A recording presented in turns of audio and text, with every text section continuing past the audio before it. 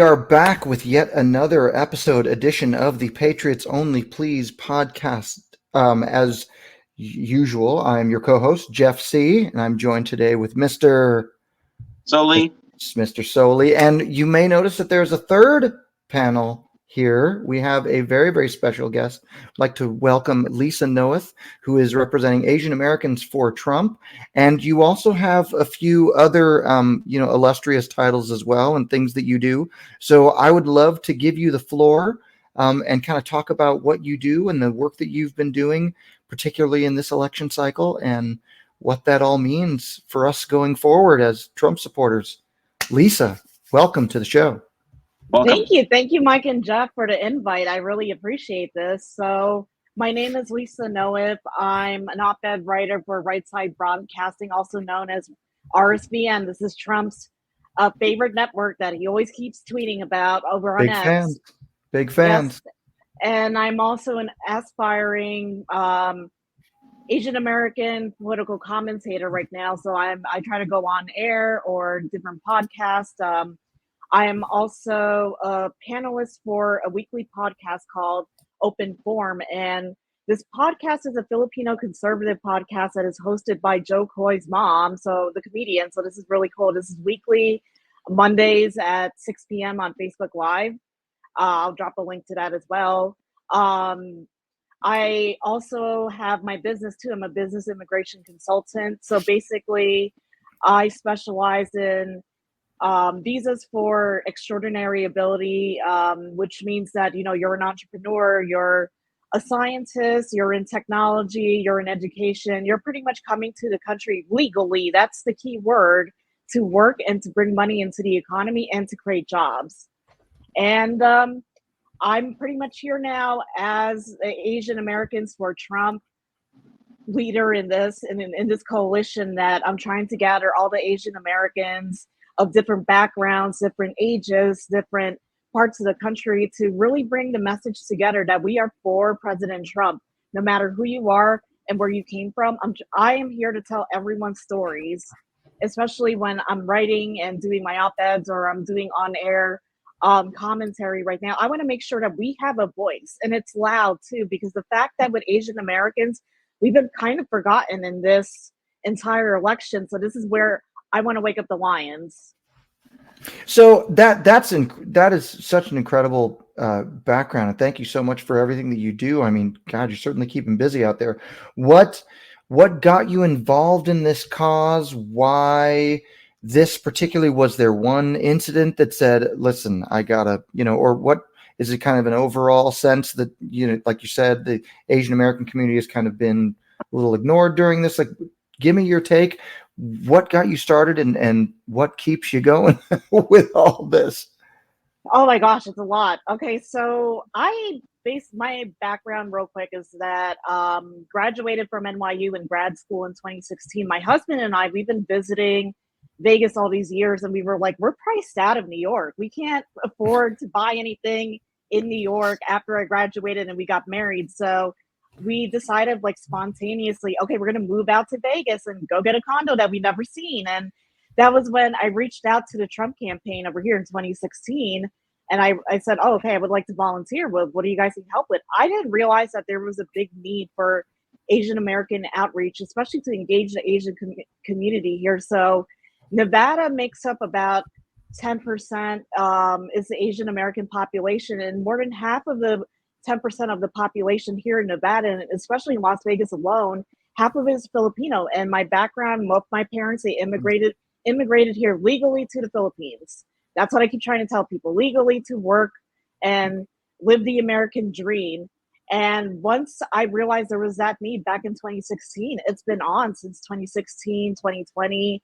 And now here we are in 2024, where I want to do something about it. I don't want to just stay silent. It's because the fact that the Kamala and the Democrats, they're very organized when it comes to gathering and bringing people together. I need that, especially to see the Asian American community, because I always get asked all the time, how come, we're not represented? And I'm trying to put it together as best as I can, because I truly believe that especially here in Nevada, being a swing state, that we have 6 electoral votes up for grabs with, we have a big population, especially here in Chinatown, that I want to make sure that we reach out to them. We specifically start asking them questions. And this is what I do. I wear a Trump shirt all the time, everywhere I go right now, and the hat too as well. Once I like, especially if I go in the Chinatown area and then people will ask me like, why are you voting for President Trump? I'll be straight and ask them this question. Are you doing better now, or were you better off 4 years ago?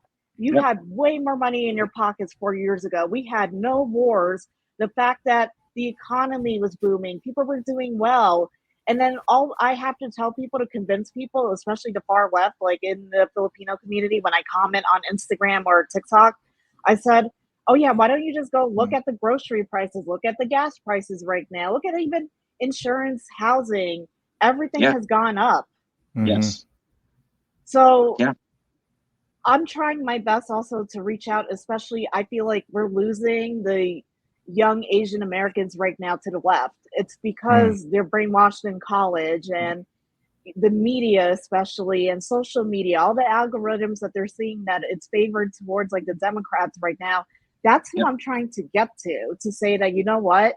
I want to be courageous. I want to be brave. The fact that President Trump, like a second assassination attempt, and he's still going, he's still standing, he's saying never surrender. So I'm going to keep fighting, because we only have 49 days left now until the election. Yeah, absolutely. So what's been, and it's funny, a lot of the things that you talk about, it's all things that are felt in any community, right? I mean, especially, the young people seem to be kind of, leaning as they normally do to the left. But what kind of response have you gotten? I mean, obviously it can be sometimes jarring if you walk in, wearing the Trump shirt and, kind of waving the flag. What kind of response have you been getting? Is it largely favorable? Are you getting a lot of pushback? Like what's the landscape looking like out there for you in the streets? See, I enjoy it because I put on sunglasses, so people don't realize I'm seeing your reaction when I'm an Asian American and I'm a woman. The fact that I am openly outspoken, that I'm wearing shirts, it's campaign season time. It's time to take back our country. I see people giving me dirty looks. I was at a rest stop in Victorville about to go to the women's bathroom. And of course, a leftist with pink hair, like I was about to open the door and she saw my hat. I was wearing it and she was like, ooh, like the reaction was just priceless. That it's so fun but then believe it or not, okay, this is untraditional for a Republican. I'm big on drug policy reform and cannabis as well. So I was walking out of a dispensary over here and I had the Never Surrender t-shirt on, and black dude with dreads, like, I was walking right out. He was walking right in. He's like, oh my God, Trump's the man. Count me in. I love your shirt. So there are true patriots, regardless of who you are. They're out here. And the fact that, I think what's going to carry this election is a pissed off silent majority. 1,000%. 1,000%. And it's wonderful. It's so wonderful that we can throw it back in their faces that, hey, look, our coalition is comprised of everybody. Everybody is behind this mission. It's about taking America back and being America first. And that resonates whether you're white, black, Asian, Hispanic, Jewish, whatever, whoever you are, orange, pink, whatever color you are, it doesn't matter.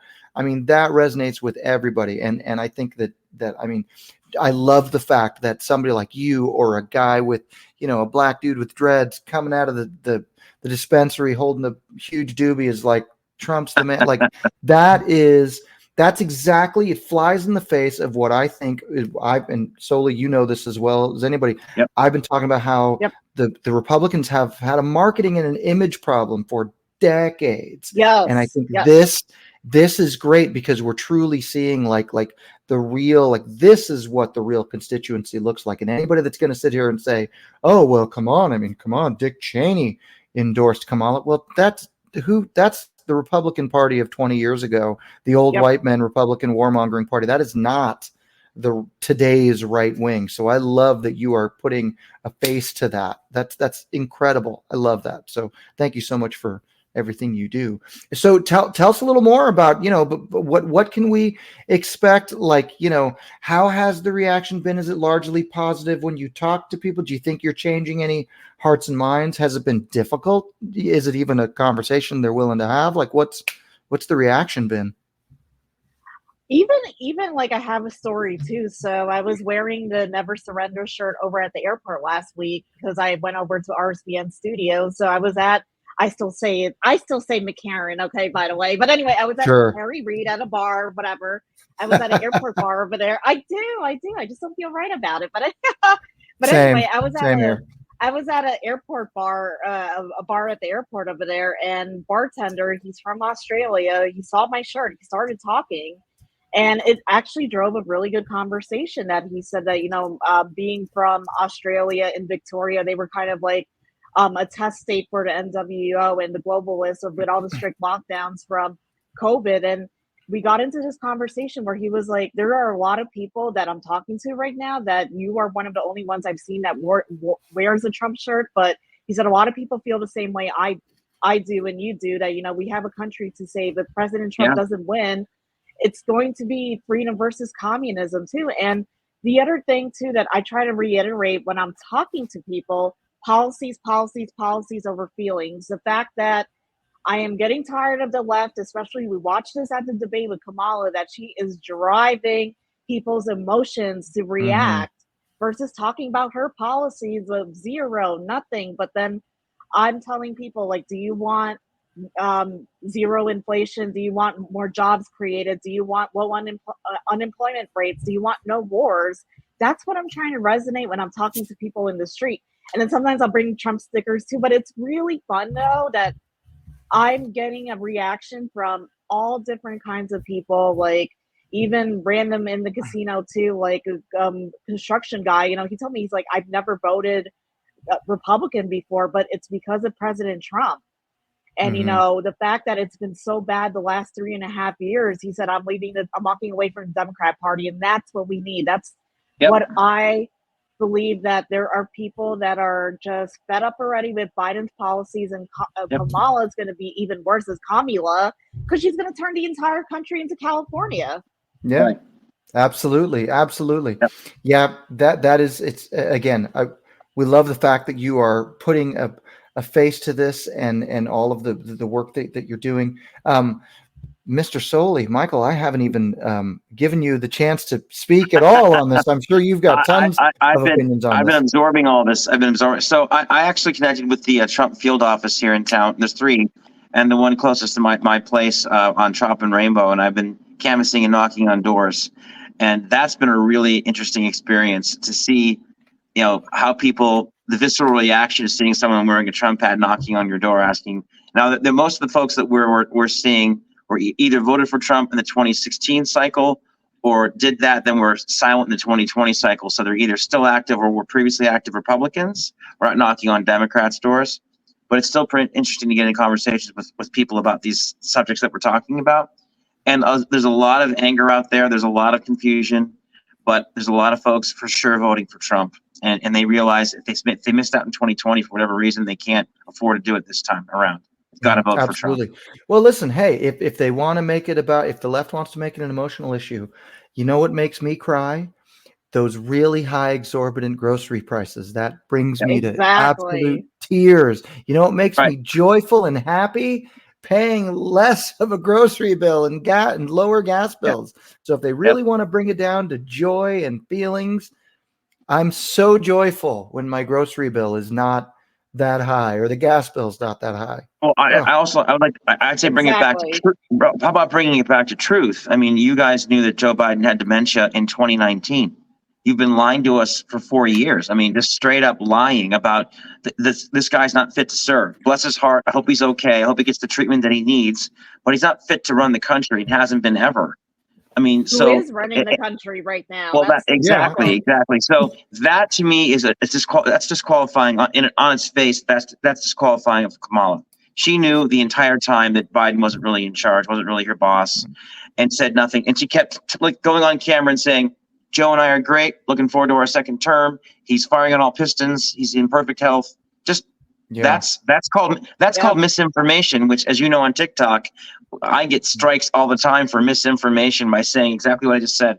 What I just said on TikTok, I would get kicked off, and they would say it's misinformation. Yeah, absolutely. Well, and that's what I'm seeing too, by the way. Like, I have the following on Instagram and also with TikTok. Like, the left, for some reason, you throw these facts at them, and they're going to continue to keep denying all these claims that Biden has dementia.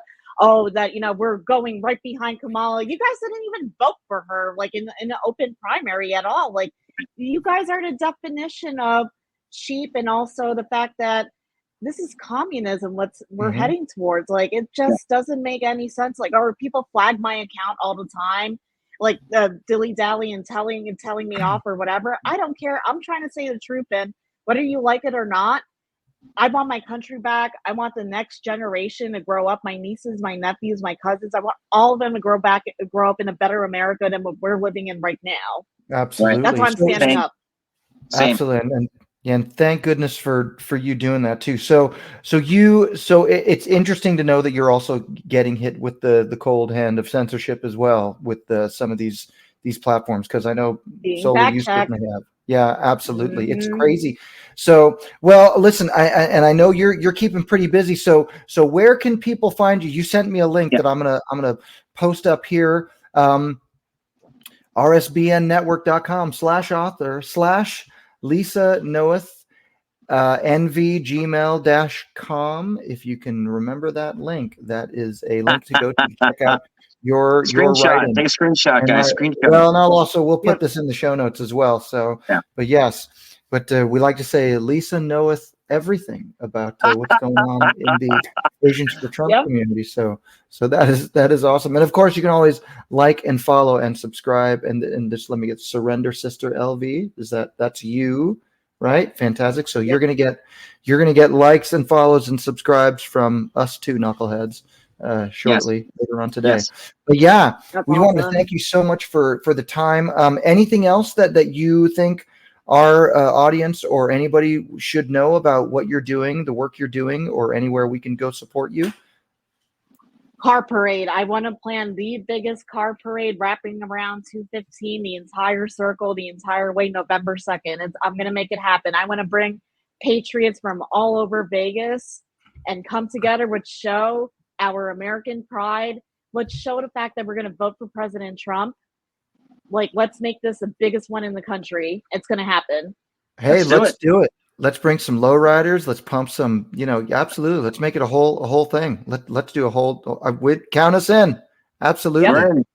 Absolutely. Hey, Lisa, thank you so much for your time. Good luck with everything. You are doing great work out there, and you have our support. And if you want us to, send us any other links or anything, if you do create, a proper website, send that our way. Sure. And I will certainly make sure that we link that and drive as much traffic as we possibly can over to you and get you as much support as you need. Thank you so much. All right. So I know you got to hop to your next thing, so we will bid you adieu and thank you so much for your time. Keep on trumping. Yes, let's make America great again. Fight. Absolutely, Lisa. Thank you so much. Thank you so much. We'll see you soon. Bye for now. Bye-bye. Wow. Lisa doing the Lord's work out there, convincing, talking to her fellow Asian pop. I mean, that is, absolutely well done. Awesome. So what is your take? I mean, geez, since we last spoke just a couple of days ago, there's been a second attempt on Trump's life. And then I found, I don't know if it was connected with this latest attempt, but there was a whole bag of explosives or something that was found as well. So I mean, this is getting real again. It's getting real. It's getting real again. There's a lot of misinformation as well as in real time as these things are happening. It turns out the explosives were sent from people from different countries. They weren't sent internally. I mean, there's the way the news works now is they tell you what happened and then they with no context. You've got to sort of sift through the nonsense. So. The second assassination attempt is ridiculous. It never should have happened. The guy was there for 10 hours with an AK-47 standing in plain sight. I mean, come on. if Trump's in that zip code, no one should have loaded weapons. I mean, it's astounding to me. Mhm. And I guess it's also a wake up call to how serious this really is, guys. I mean, we really need to if you're not registered to vote, make sure you are. Mhm. Please do what we're doing. Talk to your friends, your coworkers, your neighbors. Get people to vote. Get people to wake up, because I think they're going to try again. Why wouldn't they? They failed Absolutely. twice. Why Yeah, wouldn't why they? not? And And we when I don't. say they, I don't. When I say they, I mean there are people that are just random, mentally ill folks. But Sure. the left is doing everything they can to drum up as much political rhetoric to make it. I mean, they're calling Trump an enemy of the state. They're treating him like an enemy of the state. Mhm. So Absolutely. And in their minds, if you're on their side, it's patriotic to take him out. It's patriotic to stop this sure, madness. And that's sure, sure. exactly what happens when we have a weak president, a one-sided federal government, and just career politicians that are corrupt to the core. Because a real Democratic president would say, enough. Trump gets full. I mean, he's going to be in a submarine 24/7 until November 6th. Like, we're going to make sure this guy's safe, and it's the exact opposite.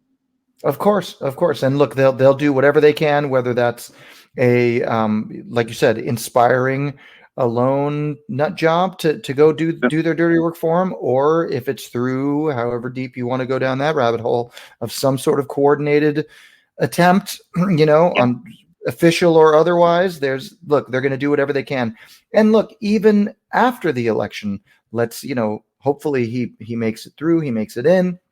They're going to do everything they can to, discredit that and deny that and prevent him from getting sworn in. And even if he gets in legally and gets sworn in, the peaceful transition of power, which will be interesting to see how they handle the peaceful transition of power, of course, because what it's tyrannical if he talks about it, but we're actually going to prevent it from happening.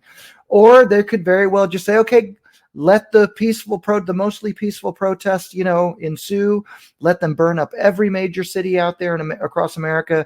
And, the second Trump has to, call in, say, the National Guard to restore law and order.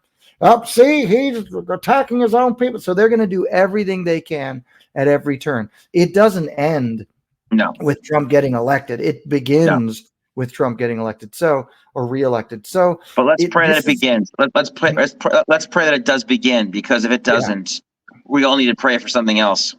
Absolutely. Look, it's at this point, it's kind of pick your poison, right? I mean, it's like, God forbid the left gets in and continues the way we've been going, and it just gets worse and worse. Or, you go through the growing pains of bringing Trump back in and letting him straighten things out for 4 years. And then hopefully he can just kind of ride off into the sunset, enjoy his final years. Hopefully in those 4 years too, he'll build an even bigger coalition of conservatives like Vivek and JD Vance, and sort of recreate the MAGA philosophy, and he can't shoulder that whole thing his entire life. He's got to and he isn't, which is great, because now you're starting to see more of those people. So you're starting to see the Viveks and the Tulsi Gabbards, and a real coalition of people from all sides joining together for this, Make America Great, this MAGA movement. It's not about the one guy, and it's not about a particular party. It's about a coalition of people from all racial, socioeconomic backgrounds, Latinos, Blexit, everybody, exactly. Everybody. And that's what we're doing. We're doing it now. The Democrats aren't doing that. The Democrats have essentially said, if you're voting for Trump, we don't want anything to do with you. And that's half the country. That's half the country. They literally told half the country, get lost. Yeah. And that's not cool. It's a terrible example for our children. I mean, Obama used to say again and again, we're not the red states, we're not the blue states, we're the United States. They're no longer that party. They're now the party of division. Yeah, absolutely. Absolutely. So, I mean, hey, listen, in a certain era, them's fighting words, I mean, basically telling half the country. So we don't want the country to head down in that direction, and try as they might, they're going to try everything they can to stop the man. And if they can't stop the man, then it's going to be a lot harder to stop the movement, because then you're not just going up against one guy.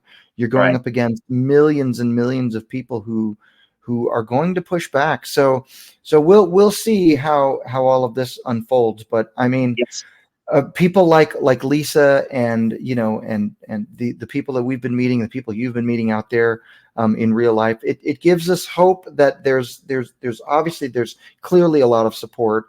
A guy like Trump doesn't get this far along without at least half the country behind him. So clearly the people, or a lot of the people, are pushing in this direction, want to get kind of course correct the ship that we're on at the moment. So it does make me hopeful. So I'm glad that there are people like Lisa out there, and hopefully we can just drum up more support as much as possible to make this as too big to rig, and just flood the system with legal, registered, official voters. And and I'm still on the side of I'm probably gonna bank that vote early.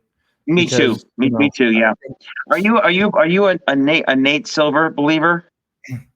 I mean, look, as much as one can be with any prognosticator in the space here, no more than Alan, whatever the hell his name was, a couple weeks ago. So why? Has there been any movement? He's as of